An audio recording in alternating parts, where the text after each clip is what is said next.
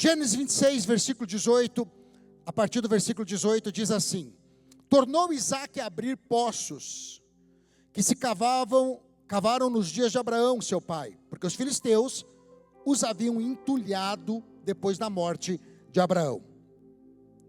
E lhes deu os mesmos nomes que já o seu pai lhe havia posto. Cavaram os servos de Isaque no vale e acharam um poço de água nascente. Mas os pastores de Gerar contenderam com os pastores de Isaque, dizendo: esta água é nossa. Por isso chamou o poço de Ezeque, porque contenderam com ele. Então cavaram outro poço, diga outro poço. Também por causa deste houve contenda, por isto recebeu o nome de Sitna.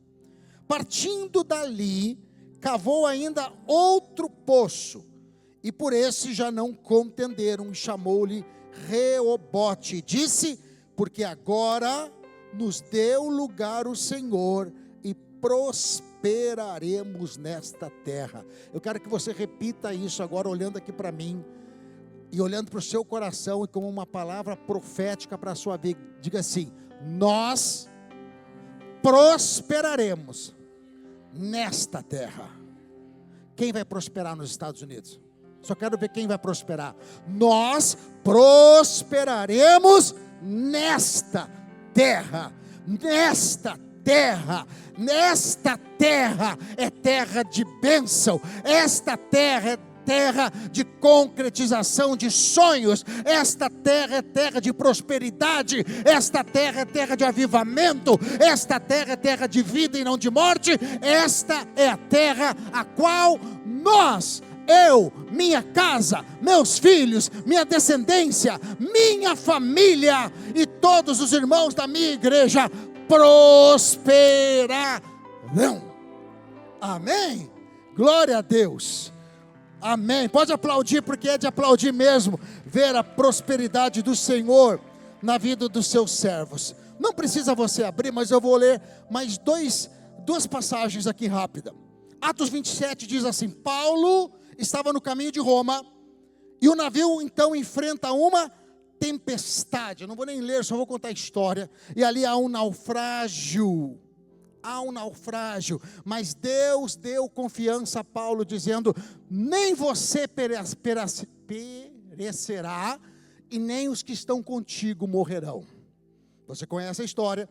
O navio, ele estava indo para Roma, naufraga, e eles saem e conseguem chegar numa praia, e ninguém morreu. O navio foi completamente destruído, perdeu-se a carga, perdeu-se tudo, mas eles permaneceram vivos lá naquele lugar, e a bênção de Deus continuou se manifestando na vida de Paulo.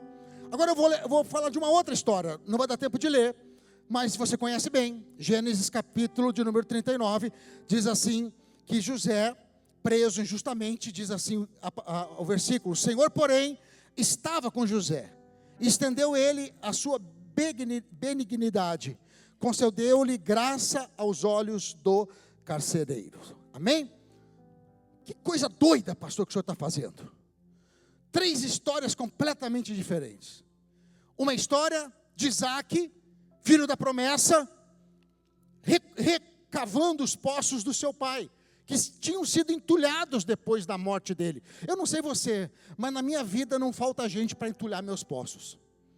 Olha, falta às vezes para ajudar, mas para entulhar, sempre tem uma disposição.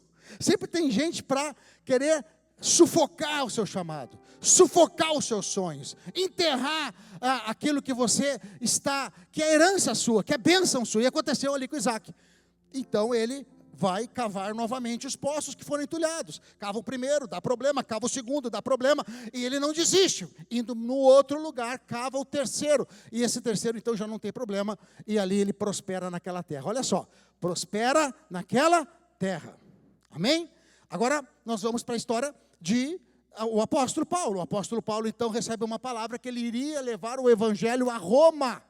E ele pensou, bom, eu vou chegar lá como um bom evangelista. Quem sabe quando você recebe uma mensagem de Deus, que você vai ser um mensageiro da palavra de Deus para um país, e aí você pensa assim, bom, vou chegar lá, vou abrir uma igreja, e vai ser bênção, e vamos crescer. Não, esse é o melhor plano, mas se Deus quiser te levar para lá como prisioneiro, bah, como diz lá no sul, fiquei muito tempo no Rio Grande, agora em Gramado, voltou o bah, que barbaridade. Pensa, porque foi isso que aconteceu com Paulo. Você vai levar o evangelho a Roma. E talvez nem nos piores sonhos da vida dele, ele pensou que ele iria para lá como prisioneiro num barco. E ainda, se não bastasse ir como um prisioneiro para Roma, ele vai num navio que dá ruim a estrada. Tempestade, naufrágio. E agora ele quase morre afogado. Perdem tudo e param numa ilha que não conhecia nada. A gente que conhece a história e já passou por ela aqui no sentido de conhecê-la, sabe que a palavra de Deus vai se cumprir. Ele chega a Roma como prisioneiro, e mesmo como prisioneiro em Roma, ele transforma a capital mundial da época. A palavra chega no imperador romano, a palavra chega nas castas mais altas romanas, a ponto de anos depois, toda a Roma e toda aquela região tomar o cristianismo como a verdade absoluta. E a palavra se cumpre. Claro, tem muitas coisas que mudaram, mas a palavra de Deus se cumpriu. E Deus foi com Paulo, mesmo no cárcere. Agora, tem José. José recebe uma palavra.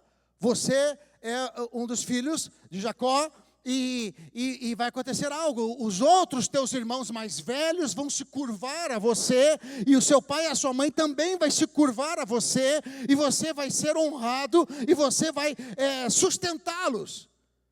E essa visão que ele tem, ele compartilha de uma maneira imatura, talvez com seus irmãos, e todos ficam com inveja. Você está se achando, você acha que é a última bolacha do pacote. O que é isso? Tu acha que nós vamos nos curvar a você? E meu pai e minha mãe vai se curvar a você? E ele tem aquela visão dada por Deus, e agora isto começa a se cumprir. Ele é jogado num buraco, ele é vendido como escravo, ele é preso, ele é injustamente acusado de abuso da esposa do seu senhor, ele é colocado num cárcere.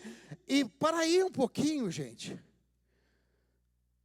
calma, se a gente vai mais lá na frente, Deus usa José através de um dom chamado interpretação de sonhos, aonde o faraó tá desesperado por causa de um sonho que ele teve e ninguém conseguia, e aí alguém lembra dele, diz, tem um cara lá que consegue, chama ele fazendo isso muito mais rápido, e ele fica tão empolgado com José, que coloca José como o segundo homem do Egito, somente abaixo de faraó. E agora José tem toda a fartura, ele administra o Egito, e o pai e a mãe passam fome, e agora vem os irmãos, anos depois, o pai e a mãe para buscar comida no Egito, e quem que tem comida e quem tem autoridade? José. Contei a história rápida, para quem conhece, pegou bem, para quem não conhece, lê na Bíblia com tranquilidade. Por que eu estou contando essas três histórias? O que essas histórias têm em comum?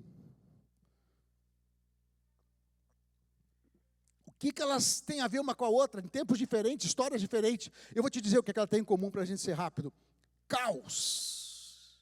Diga, caos. O caos. O que é o caos? O que é o caos? O caos é o inesperado. O caos é aquilo que nós não temos controle. O caos é a gente estar aqui e de repente estoura uma pandemia e ninguém pode sair de casa.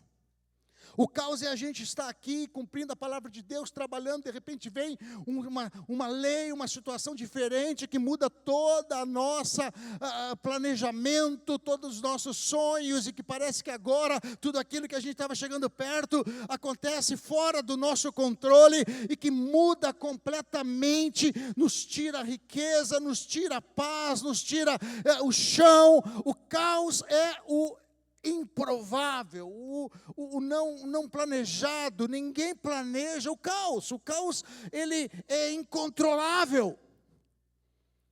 Um matemático, em 1960, norte-americano, ele, chamado Edward Norton Lawrence, ele era matemático e meteorologista. Ele, então, percebe que pequenas mudanças nas condições iniciais de alguma coisa que é dinâmico pode levar a resultados completamente diferentes. Então, tudo que é dinâmico, tudo que não é estável, e a gente sabe pela física que não existe nada estável, tudo está em movimento. Então, ele estabelece, pela primeira vez, esse título chamado A Lei do Caos. Ele está dizendo que o caos é presente em toda atividade dinâmica. O inesperado, o não planejado, ele é inerente à vida humana, ele é inerente à natureza. Por mais que os satélites podem prever se vai ter chuva ou não, e nós estamos chegando muito, muito perto, cada dia mais, de conseguir prever, mas ainda assim, o furacão pode ir para o outro lado, sem explicação. Ainda assim, o furacão pode vir para cima da gente, sem explicação. Ainda assim, a chuva pode ser muito maior do que aquela que estava ali planejada. Ainda assim, a seca pode durar mais, porque existem elementos que não podem ser previstos e que geram caos na meteorologia, que geram caos na nossa vida, que geram coisas inesperadas. Estão entendendo o que eu estou falando? Então eu quero falar hoje, se tem um tema para essa palavra, é o caos. O caos. E por que eu estou falando isto? Porque nós, como cristãos, também estamos debaixo desta lei. Depois que este homem colocou esse título sobre a lei do caos, ela começou a ser usada em outras áreas, não só na meteorologia, mas a psicologia também vai abordar essa lei. Os economistas começam a abordar essa lei, que por mais que você tenha previsibilidade econômica de uma economia, de uma empresa, há alguns atributos invisíveis, imensuráveis, que uma vez estando presente, mudam completamente os dados, os números e os resultados de uma companhia, que outrora tinha tudo para dar certo, mas deu ruim. Ou outrora tinha tudo para dar errado, e deu certo. Então, esse componente chamado caos, ele está existente e não tem ninguém que está livre dele, nem mesmo os cristãos. A diferença que nós, cristãos, uma vez sabendo que o caos pode se aparecer ou aparecer na nossa vida a qualquer momento, nós temos algo que nos sustenta durante o caos, que são os princípios da palavra. Porque no momento do caos, quem não tem princípios, submerge. No momento do caos, quem não tem princípios, tira a sua vida. No momento do caos, quem não tem princípios e não conhece ao Senhor como deveria conhecer, entra nas drogas, separa da sua esposa, do seu marido, abandona os seus filhos, entra num processo de isolamento e depressão profunda. E eu não estou dizendo que todos que aconteceram isto foi por causa que não tinham princípios, porque a própria lei do caos diz que outros elementos podem ter levado eles a isto, mas eu quero te dizer que se você conhecer o Deus que você serve, pode cair 1000 de um lado, 10.000 à direita, mas você não será atingido, você vai continuar caminhando, mesmo numa estrada de caos. Estão comigo aqui? O que eu quero compartilhar com você, e essa palavra eu acho que vai machucar principalmente aqueles que têm um temperamento mais perfeccionista. Você quer deixar um perfeccionista louco, é não dar um planejamento para ele. Mas como é que é? Nós estamos indo para onde? Vamos parar onde? Quantos minutos a gente vai ficar? E aí, vai abastecer aonde? E depois? Você vai comer o que lá? Calma, gente, vamos no caminho que a gente vai vendo. Não, temos que saber quantos minutos vamos parar, temos que saber o que nós vamos pedir, temos que saber se aquela lanchonete tem naquela parada, nós temos que saber se tomar café ali não vai prejudicar, e temos que saber que horas nós vamos chegar no hotel lá do outro lado, e temos que saber, e temos que saber, e temos que saber, e temos que saber. Mas por que nós temos que saber? Porque tem que estar tudo no controle. Santa ilusão. Pastor, o senhor está pregando então que é deixa a vida me levar, vida leva eu? Também não. Também não. Mas eu quero te dizer que a gente tem que ter um controle. Mas existe um outro princípio, uma outra lei, chamada lei de Pareto. Alguém já ouviu falar da lei de Pareto? Já ouviram falar da lei de Pareto? Modelo 80-20. A lei de Pareto diz que 80% das coisas são consequências de 20% das coisas. 80% dos nossos resultados são consequência de 20% dos nossos esforços. Tipo assim, você faz 100%, mas só 20% realmente vai dar resultado. 80% dos resultados que você tem está ligado a 20% de alguma coisa que você está fazendo. E está ficando mais complicado ainda. Deixa eu tentar mostrar algo para você visível. Passa aquele vídeo da família tomando café. Bota o som, levanta ali e passa rapidamente. Oh, honey.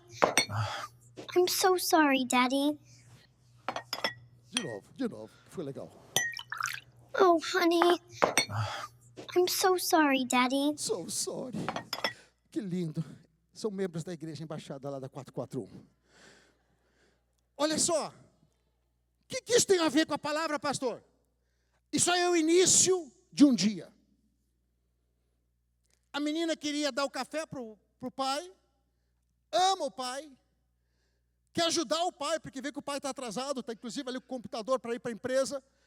E ela, descuidadamente, derrama na camisa executiva dele.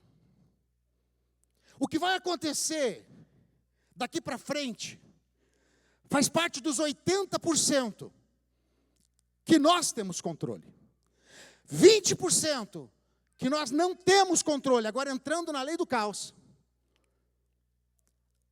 O pai não tinha como saber que a menina ia derramar o café. Não estava sob controle. A menina não programou em derramar o café. Ela queria fazer outra coisa. Mas alguma coisa, um desequilíbrio, uma falta de motor, não sei o quê, que não estava no controle de ninguém, fez com que um fato acontecesse. E um fato desagradável. Preste atenção, gente, porque isso aqui tem a ver com a tua vida. Isso é muito importante. Se você aprender isso hoje, a sua vida vai ser muito melhor daqui para frente. Amém? Agora nós temos duas histórias a partir do começo dessa história. Vem comigo aqui agora e usa a sua imaginação. Aquele homem diz, sua descuidada. Presta atenção no que você está fazendo. A menina começa a chorar. Porque ela não queria fazer aquilo. E agora ela está chateada porque ela chateou o pai. A esposa que não está no vídeo do outro lado diz, você não pode ser grosso assim com ela. Ela não queria fazer, mas você também não educa essa menina. E agora a menina levanta e sai chorando para o quarto. Porque ela ficou chateada, chorando, e viu os pais brigando por causa dela. Ele mais que depressa empurra tudo e diz, não quero mais tomar café. E agora ela vai atrás da menina porque ele não aceita que ela saia daquele jeito. E começa a bater no quarto a qual ela fechou e diz, ei, abra aí, quero falar contigo. E ela só vê a menina chorando lá dentro. Ele perde tempo ali naquele lugar. E ele está atrasado. Agora ele tem que trocar a camisa, ele vai trocar a camisa. E não tem a camisa que ele queria, porque a outra camisa branca estava para ser lavada e não foi lavada, e ele vai ter que colocar de uma outra cor. E agora ele então procura, e ele pega, e ele sai atrasado, e ele nem responde à esposa, porque a esposa está chateada com ele, a menina está trancada no quarto, ele entra no carro, ele começa a ir em direção à empresa, e quando ele está na terceira quadra, ele lembra que ele esqueceu o computador e a mala. Então ele volta mais aborrecido ainda e entra dentro de casa dizendo: você também não me avisa, você não me ajuda em nada, e briga mais com a esposa, e pega agora a mala e o computador, entra no carro, e quando ele vai, agora atrasado, quando ele chega no meio da estrada, a polícia para atrás dele porque ele está correndo demais. Meu Deus, que dia. E ele toma um ticket, e ele chega atrasado, e tem um sério problema na sua empresa, porque tinha uma reunião muito importante que ele deveria participar, e ele não chegou. Isso poderia ter acontecido? Sim ou não? Vamos para uma outra história. A menina derrama o café. 20%. O homem olha e diz: uau, filha, tome mais cuidado. Mas não tem problema. Eu sei que você queria, você sabe que o papai gosta do café preto e você estava me servindo. Ela sorri, ele levanta, dá um beijo na testa dela, vai ao guarda-roupa, procura a camisa que tem e coloca. E nem se lembra que tinha uma para lavar e não foi lavada. E agora ele desce, dá um beijo na filha, dá um beijo na esposa, pega o computador e vai e chega na sua empresa antes do horário da importante reunião. Mas não para por aí. Quando ele volta no final da tarde, cansado de um dia de trabalho, ele encontra a filha sorridente, que dá um beijo nele, diz: papai, estava só esperando você chegar para mim dormir. E ela dá um beijo nele, no pescoço dele, e vai para o quarto. E a esposa disse: estamos sozinhos, amor. E o dia é completamente diferente. Por que isto? Porque 20% é o fato não controlável. O café derramou. 80% é como nós vamos reagir ao fato incontrolável. Então, os resultados da nossa vida, 20% tem a ver com o caos, mas 80% tem a ver com como nós reagimos ao caos. Estão comigo aqui? E tem gente com uma vida ruim, porque o caos bateu na sua porta, o caos bateu na minha porta, o caos bateu na porta dele, mas a sua vida está pior, porque a forma com que você tem reagido ao caos que bate na porta de todo mundo, não tem sido uma forma inteligente. E você tem construído a vida que você merece. Você tem o casamento que você merece, você tem os filhos que você merece, você tem os resultados financeiros que você merece. Como assim, pastor? Porque você tem reagido de maneira errônea aos caos que a vida nos apresenta. E eu vou chegar ao final. Qual é a nossa diferença? Se o caos vai se apresentar para todas as pessoas, a nossa diferença é que nós temos um Deus. E ali poderia ser crente ou não crente, se a reação fosse errada, o problema seria o mesmo. Mas então qual é a diferença de ser crente, pastor? Porque Deus nos deu a sua palavra, e Ele nos deu princípios que nos guiam no dia da tormenta, que nos guiam no dia do caos. Qual o princípio? Eu vou falar de 3 muito rápido aqui. Primeiro, Provérbios 3:5, tem muitos outros.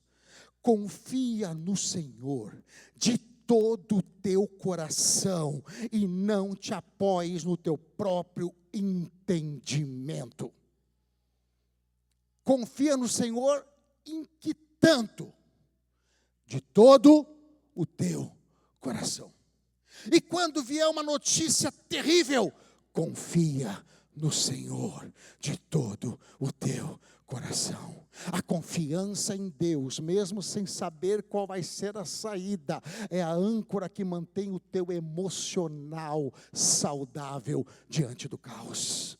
E não te guie no teu entendimento, não tente resolver algo que você não consegue resolver na força do seu braço. Não adianta pegar a menina de dentro do quarto, arrombar a porta e botar na frente dela e dizer: você tem que crescer, você tem que parar de ser manhosa. Não adianta, não é na força do braço. Estão comigo aqui? Segundo princípio, tem outros, mas eu vou passar só esses 3. Filipenses 4, 6, 7. Não andeis ansiosos por coisa alguma, e a paz de Deus guardará os vossos corações e as vossas mentes em Cristo Jesus. Ai, meu Deus, e agora? E amanhã? E o final do mês? E não sei o quê? E a próxima lei do Trump? E tal? E agora? E tal? E você viu? E você não viu? Ei, por que andais ansiosos? Se vocês não podem mudar o que vai acontecer, vocês só podem mudar o que vai acontecer na vida de vocês.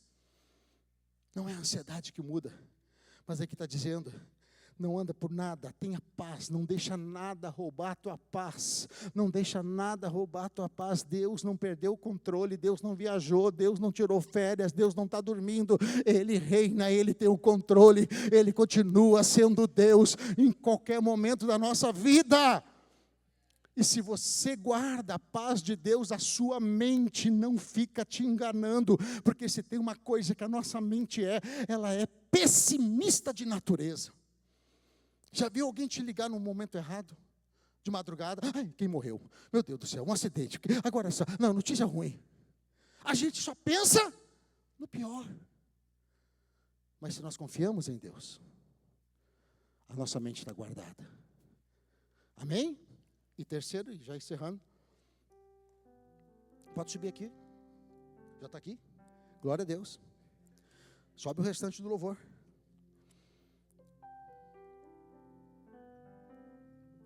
2 Coríntios, capítulo 5, versículo 7. Porque não andamos, porque andamos por fé e não pelo que vemos.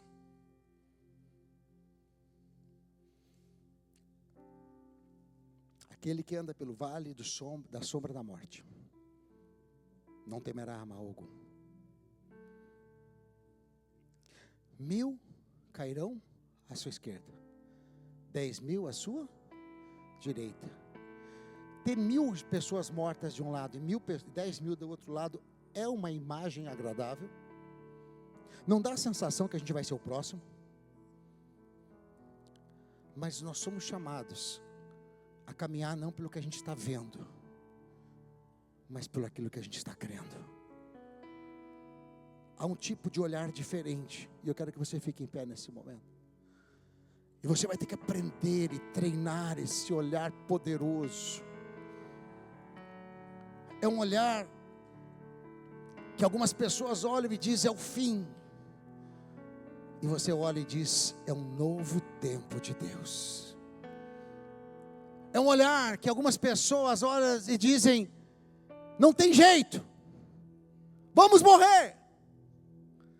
E alguém que tem esse olhar diz: não, olhe para esses egípcios que hoje vocês estão vendo, pois nunca mais vocês o verão.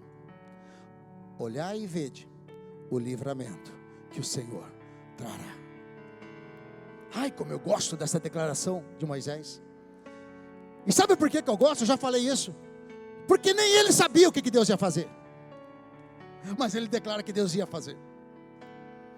Todo mundo estava vendo morte, um exército egípcio matando tudo, vai morrer todo mundo. Moisés disse: ei, quer olhar para eles? Olha, só para dar tchau, tá? Só para dar tchau, porque esses opressores nunca mais vão oprimir vocês. Agora, quer olhar alguma coisa interessante? Queremos. Olhe o livramento que Deus trará. Em outras palavras, ele diz: eu não sei exatamente o que Deus vai fazer, mas vai ser forte. Eu não sei como é que vai ser, mas vai ser tremendo. Eu não sei o que Deus vai fazer, mas Ele vai fazer. Ele não nos trouxe para esse país para morrer. Ele não nos trouxe para esse país para viver debaixo de miséria. Ele não nos trouxe para esse país para viver debaixo de doença, debaixo de separação, de inimizade. Ele nos trouxe para esse país para mostrar a glória dele na nossa vida. Oh, meu irmão. Talvez tenha algumas pessoas que estão nesse exato momento passando por um momento de caos, algo inesperado. E não é para te desencorajar. Se você não está passando por um momento de caos, fica tranquilo, ele vai vir. Ele vai vir, ele vem, daqui a pouco ele vem, ninguém vai ficar chamando ele também, mas ele não precisa chamar, ele veio. O caos faz parte da vida humana, o caos é o inesperável, é o imponderável, ele acontece, é um pneu que fura, é um voo que atrasa, é uma situação que acontece. E por que a gente fica nervoso? Porque o voo atrasou. E por que a gente fica nervoso? Porque o pneu furou, e agora a gente tem que brigar com a família inteira dentro do carro, porque o pneu furou. Ei, para com isso! Troca o pneu sorrindo. O caos não vai tirar você dos princípios de Deus na sua vida. O voo atrasou. É fato. Pega o próximo. Sai daquele motim de passageiros que querem matar a atendente da companhia. Coitada da menina. Tem coisas que não dá para prever. Pastor, e se o avião cair e eu morrer? E se acontecer e eu morrer mesmo, de uma outra maneira, ou se acontecer algo pior? Nos vemos lá. Daqui a pouco eu estou indo também. Fica feliz. Tudo está no controle. Todos terão a sua hora. Todos terão o seu momento. Pastor, o senhor está dizendo então que a gente tem que somente se conformar com uma vida Não, não é isso. Não entre nessa. Lute. Guerreie. Use todas as suas armas. Mas não esqueça que Deus continua sendo soberano. E a decisão é dele. Quando o filho de Davi adoeceu, ele passou a jejuar. Ele não tomou banho, ele não comia, ele clamava de dia e de noite pela cura do seu filho. E o filho não melhorava, e ele clamava a Deus, ele orava, ele era um homem que Deus amava, era um homem que Deus escutava. A história é muito longa, aquilo é uma consequência de uma situação que ele fez lá atrás, mas o fato é que quando chega o momento que o menino morre, porque o menino não foi curado, o menino morreu, o filho do rei Davi, o homem segundo o coração de Deus. Chega alguém com ele para dar notícia, todo com medo, como é que ele vai reagir? Porque se ele está assim sem comer, se ele está todo sujo, se ele não se barbeia, se ele está todo cabeludo, com o menino ainda vivo, imagina como é que vai ser a reação dele com o menino morto. E aí ele diz, ei, rei, desculpa, mas só tinha eu para trazer a notícia. Infelizmente, ele morreu. O que acontece? Davi se levanta, toma banho, faz a barba, pede comida e se alimenta e diz, não estou entendendo, quando o menino estava doente, você estava aqui jejuando, clamando, todo assim, e agora o menino morreu. Eu fiz o que eu podia fazer. Agora, louvado seja Deus, e eu vou continuar servindo a Ele. Então não é para você isentar de fazer a sua guerra, faça a sua guerra, porque Deus pode mudar as histórias, e Ele muda as histórias, mas Deus pode não mudar, e está tudo bem, porque vai ser o melhor para a sua vida. Todas as coisas acontecem para o bem daqueles que amam a Deus e andam segundo o seu propósito. Coloque a mão no seu coração. Pai, em nome de Jesus eu oro. Te agradeço por essa igreja linda. Te agradeço por cada família que está aqui esta manhã, por aqueles que estão nos visitando e quem sabe ouvindo essa palavra ou a Tua palavra pela primeira vez. Que não seja somente uma palavra de homem, mas que o Teu Espírito Santo fale ao coração deles, e que eles possam saber que não há nada melhor na vida do que servir ao Senhor, e que ter a nossa vida na Tua presença, e saber, ó Deus, que há um Deus que cuida de nós. Eu oro por aqueles que já te conhecem, mas ainda estão deixando a ansiedade tomar conta do coração, estão deixando ficar sem a paz do Senhor nos momentos da adversidade, e têm reagido a coisas incontroláveis de maneira não inteligentes. Dá a eles domínio próprio, dá a eles mansidão, dá a essas mulheres, ó Deus, domínio nos seus lábios, para não serem mulheres irritadícias, mulheres barulhentas, escandalosas, e que trazem desequilíbrio na sua casa. Dá a esses homens, Pai, mansidão, domínio próprio, instinto de proteção, para não serem também homens rudes, homens torturadores dos seus filhos e da sua esposa. Meu Deus, nos dá, Senhor, o coração correto diante de cada situação, na empresa, no ministério, na família, em todas as áreas. Essa é a minha oração. O caos é inerente à vida humana, já está provado, mas mesmo nos tempos de adversidade, se a tempestade não passar, o Senhor nos dará a condição de caminhar sobre as águas e sobre as ondas. Esta é a nossa fé e a nossa oração, em o nome de Jesus. Amém, amém e amém. Glória a Deus.